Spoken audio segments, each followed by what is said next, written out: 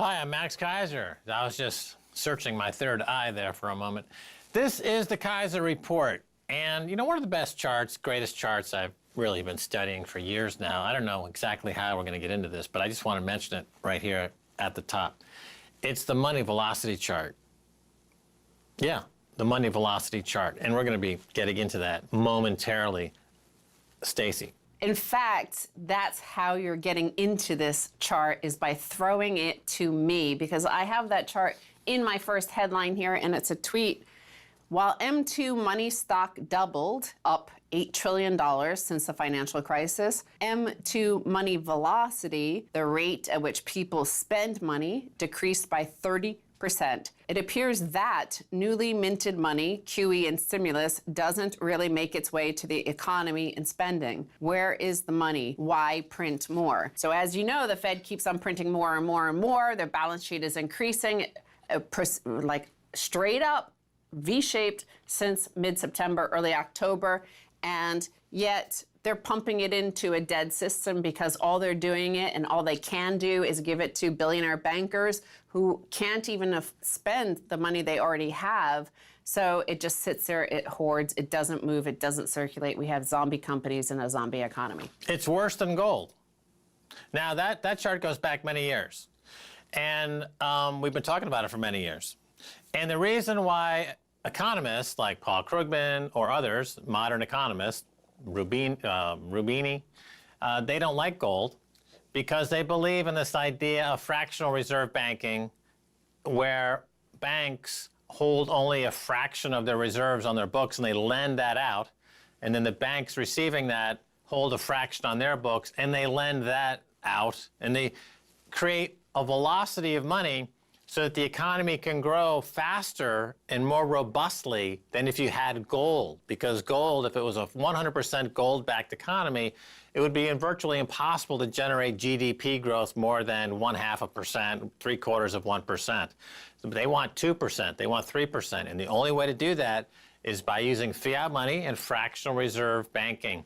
So the central bank pumps in this fiat money to keep that fractional reserve momentum going. Now, as we've been saying now for 10 years, it's not working. The money velocity, the measure of that money circulating in this fractional reserve system, is collapsing precipitously towards zero for years because the system is profoundly broken. It's worse than gold because, as you point out, the printed money goes directly into the economy, into the pockets of the kleptocrats. So you see asset prices like art, chalet, Madison Avenue apartments, some stocks go up, but the money available for wages, for housing, for health care, for education evaporates. There is none. So it's clear as day. This chart is the most lucid, clear as a bell picture of why the system is not working. And it's going to get even worse because, banks, you know, you have two billionaires there. They should be like a utility. You shouldn't have any billionaire CEOs there. Nevertheless, you do. You have Jamie Dimon and you have the retired Lloyd Blankfein. Both became billionaires since the financial crisis. But then you have the hedge fund guys. They pay themselves 10, 15 billion a year. Those are multi-billionaires. So their money is circulating even lower. And here, the Fed, remember, we've been wondering what has happened to the repo markets, who's in crisis.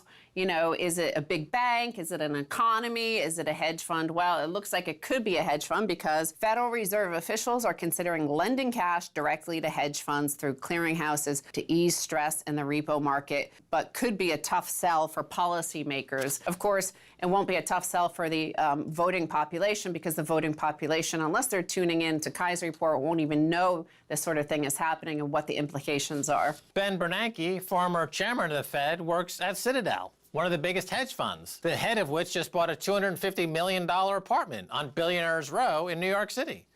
So they lobby Washington, this revolving door between the Fed and the hedge funds, to institute a policy of the Fed printing money and putting it right into the pockets of the hedge fund. Hedge funds are parasites. They add nothing to the economy. They don't add liquidity. That's false. They're not making markets in any sense of the word. They are not building anything. They're hiring nobody.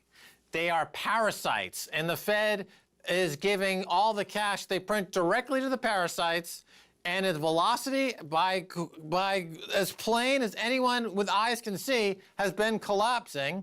And the architects of this are the crooks, the kleptocrats, the human slime balls like Ben Bernanke. One of the things they say about Picasso, how you could prove that he was a genius, is that no matter what he put his hand to in art, he created like masterpieces. Like when he started working in ceramics later in his life, he created masterpieces because he was a genius artist and he couldn't not create genius.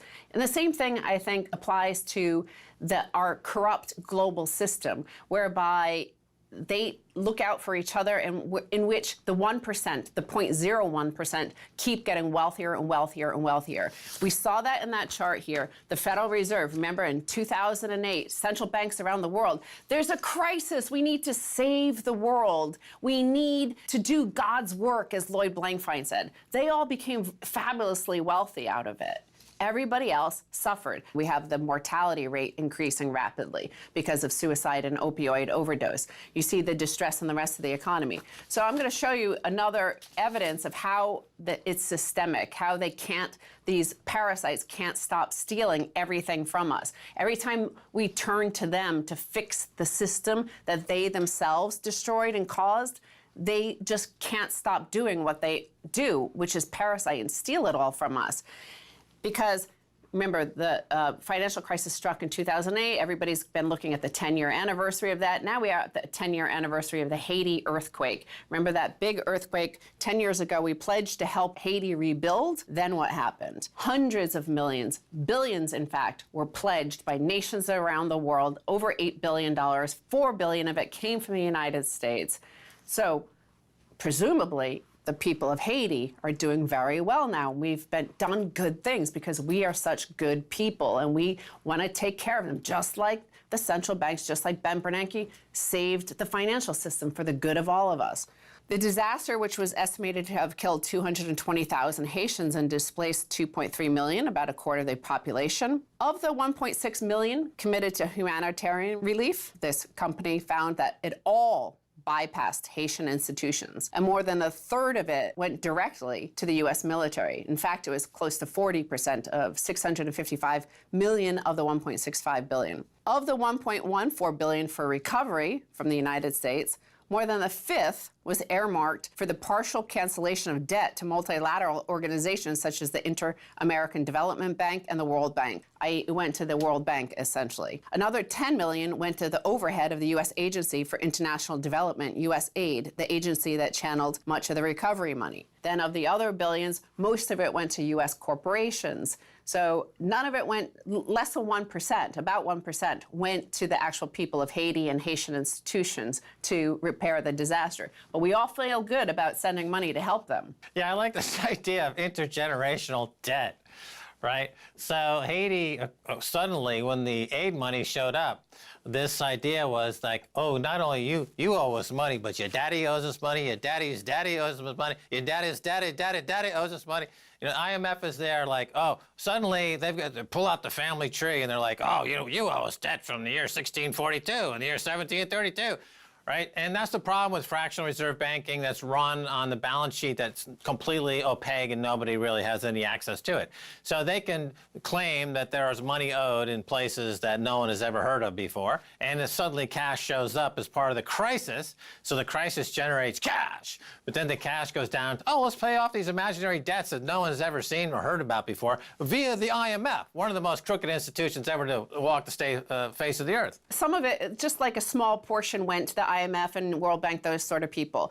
Most of it went to the U.S. military and the Coast Guard and McKinsey sorts and Virginia contractors, military contractors. Because what did we do? We sent in the U.S. military, and that actually inhibited a lot of the aid even being delivered, like food aid that was sent by Europeans. Europeans actually sent like food and actual practical stuff like Médecins Sans Frontières, but they weren't allowed to enter because the U.S. had to secure the area and make sure there was no dangerous people there. Because in fact, I'll show you that the military part, the U.S. Coast Guard, which received $50 million for its role in the disaster, disaster response, deployed 16 cutters to patrol Haitian and international waters to ensure, as Lieutenant Commander Chris O'Neill, a Coast Guard spokesperson, told the Washington Times, that no one tried to enter the United States illegally by sea. So here they are in a disaster, and they're like, don't try to come to America. We're here to stop that. Meanwhile, the Department of Defense flew one of its cargo planes over Haiti 5 days after the quake, broadcasting a loud pre-recorded announcement in Creole.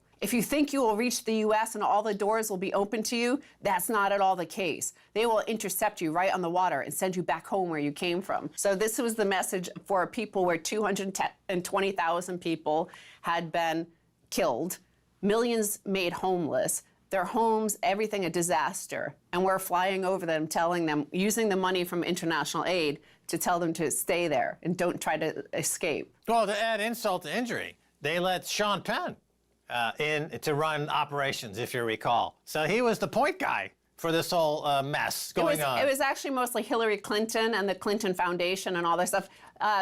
Sean Penn went in on his own. Like one of my friends actually flew him in on his private plane to try to go help people. And basically, he wasn't allowed to leave the U.S. military base because of that's the way they function. We're seeing the same thing play out in Puerto Rico now. Of course, there's never a shortage of disasters. American military won't reap the benefit from. Also, what happened is the Clinton Foundation, prior to the earthquake, wanted this thing called the Caracol Industrial Park.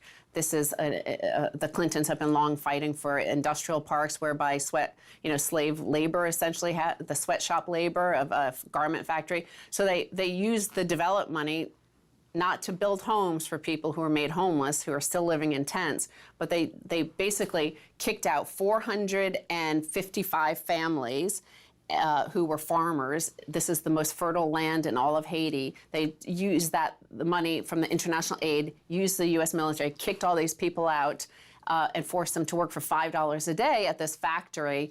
By the way, the UN itself says it costs about $15 a day to live in Haiti to pay for your food, utilities, and housing, but they pay these people $5 a day to work in this factory. So the point I'm saying is, like, here we have massive amounts, 8 billion delivered to Haiti that never went there. We have 14 to 16 trillion created by the Fed to save the financial system. None of it went there. Instead, we have hardship at the bottom, money basically that should have been given to them, that was pledged to them.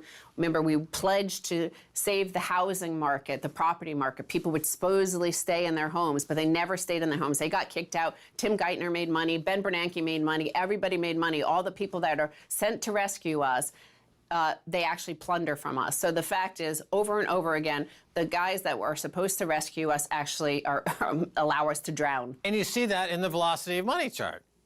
It's not velocitating. It's not velocitating. That's why no money is circulating in Haiti, because the people who need it and would use it, it's stolen and it's put in bank accounts. So that's happened in America. It happens all over the world. Haiti's just a case study of a bigger global picture. That's why we have Plan B, which is Bitcoin, and people are creating their own economy and financial system outside the crooks. Why participate in this kleptocratic system? Right on. Let's take a break. When we come back, much more coming your way.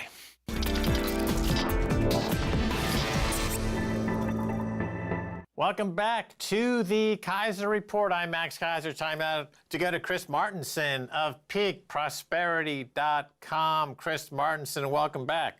Thanks, Max. Good to be back with you. We've been reading your stuff over there at the peakprosperity.com, and it's a piece called Surf's Up. You warn the fourth turning is here. It sounds a bit spooky. Explain to the audience what the fourth turning is and what it means for them. Well, the fourth turning is a part of a model put together by a couple of guys, Strauss and Howe. Great book. If you haven't read it, everybody should.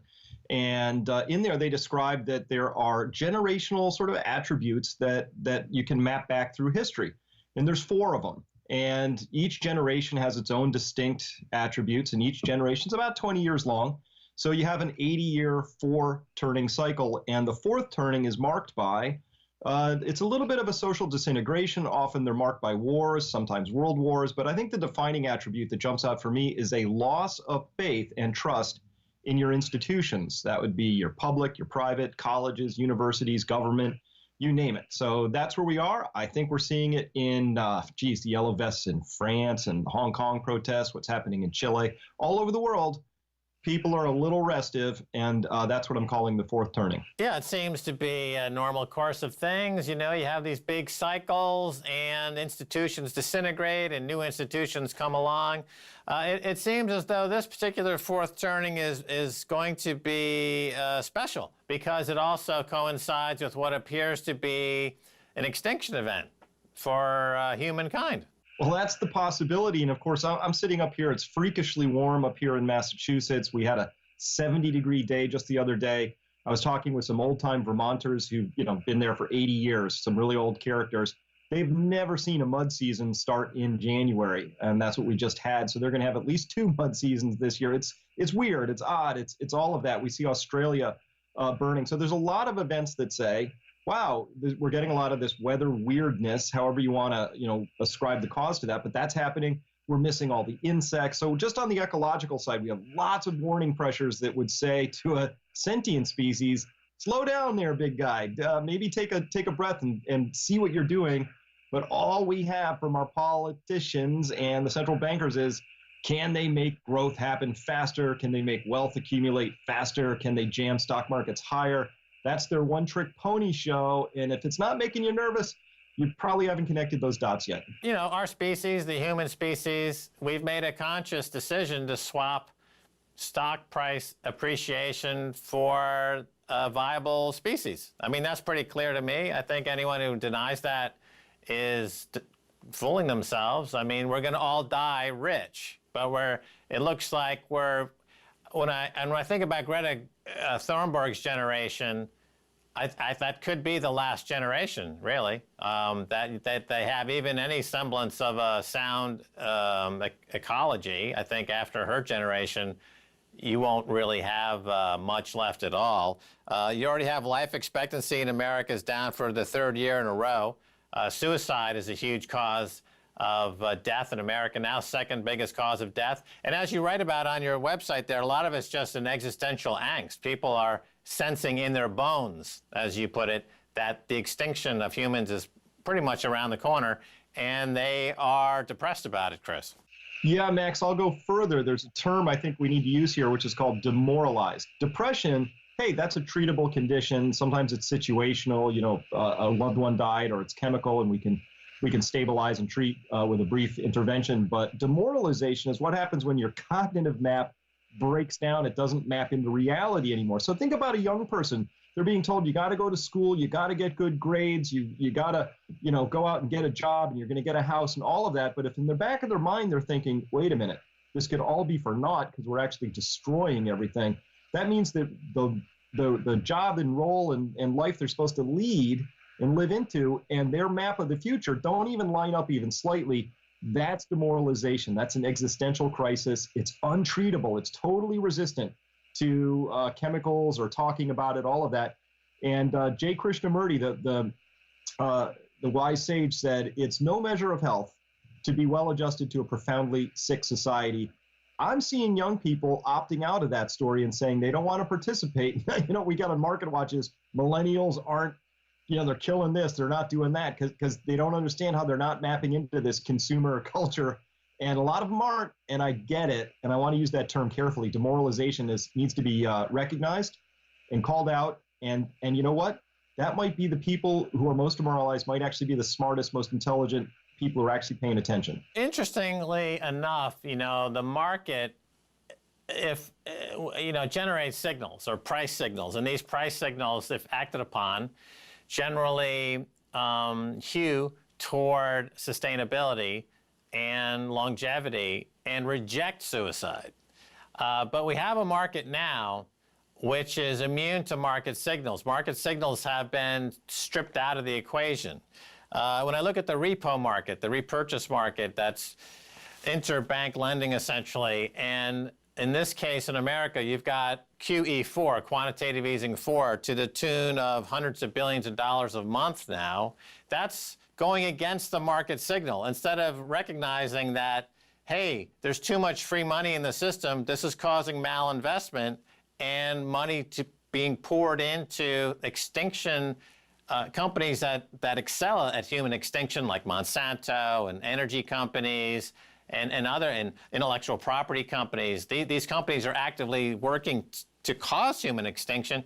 Money wouldn't be going into those companies, but the banks, the central bank, is rewarding the extinction event with this repo market. Chris, what do you see in the repo market? When the Fed intervenes in the repo market, it's bailing some clients out. So as Wolf Richter of Wall Street Report puts out, they're bailing out the whiny crybabies on Wall Street. So listen, somebody got in trouble. Somebody was in danger of going belly up. The Fed is desperately afraid now that if anything starts to unravel, the whole house of cards comes down. Because what have they given us? Well, they've given us false prices. They've given us really high stock and bond prices. They've given us everything except organic growth. And they don't have a model for that. They don't understand why they're not getting the growth back. Of course, they could go over and read the work by people like Steve Keen and others who say, it's the debt, stupid. Or they could come over to my site and learn about resources and understand that even if we had ideal conditions debt-wise, there's not infinite resources. So the whole notion of infinite growth forever is not just brain dead, but as you're saying, it's actually suicidal.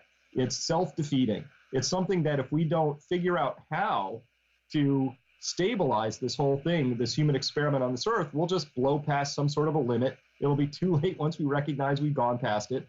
And then we'll experience real pain, possibly up to the point of extinction, to be, maybe not hyperbolic about it. That's what's weighing on the minds of young people.